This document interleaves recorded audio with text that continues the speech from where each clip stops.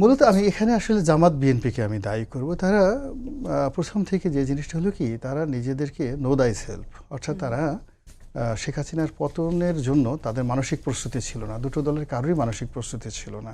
ফলে ৫ তারিখে তারা কিংকর্তব্য তাকে চাওয়ার থেকে বেশি পেয়ে গেছে এরকম কিছু, মানে তারা এটা চাই নেই, টোটাল জিনিসটা তারা এটা চাইতেই পারি নেই, ইম্পসিবল, মানে টোটাল জিনিসগুলো হয়েছে।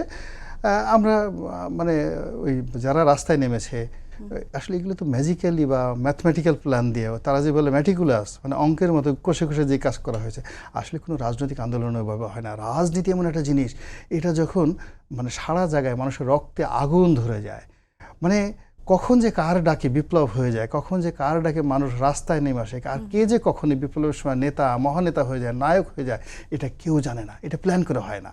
কিন্তু বাংলাদেশে হয়ে গেছে। হয়ে যাওয়ার পরে এখন সবাই বলতেছে আমি মহামানব, আমি মাস্টার প্ল্যানার, আমি যাকে বলা হয় কি যেন মাস্টার মাইন্ড।